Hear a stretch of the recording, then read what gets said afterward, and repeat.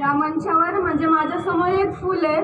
ते फूल आज उन्हाच्या प्रकाशाने सुकले आणि मगाशी दादा म्हणले की आम्ही सावरू शकलो नसतो, आम्ही आत्महत्या केली असते, कारण की आज आमच्या कुटुंबाचा, आमच्या सर्वांचा, आमच्या गावकऱ्यांचा आनंद आज आमच्याकडून हिरावून घेतलाय. पण ही कळी फुलू शकते, पण आज तुमच्या पाठिंब्यामुळेच आज आम्ही उभा राहू शकलो, आम्ही नंतर फुलू शकलो आणि हा न्यायाचा लढा पुढे घेऊ शकलो.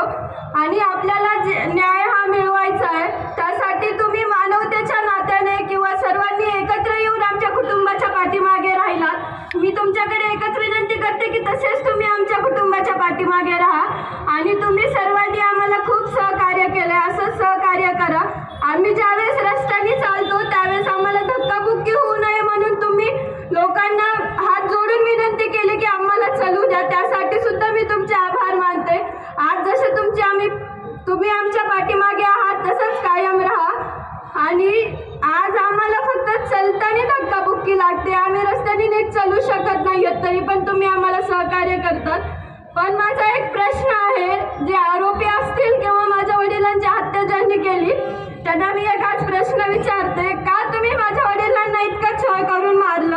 आज आम्ही फक्त रस्त्याने चलत असताना आम्हाला धक्काबुक्की लागते, पण त्यांना त्यावेळेस किती वेदना झाल्या असतील त्याचं मला उत्तर पाहिजे.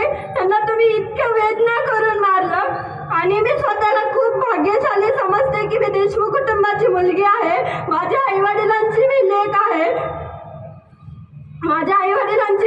आहे, पण आज मला याची खंत वाटते, मला नाराजी व्यक्त होते की मी आज माझ्या वडिलांसोबत नाहीये.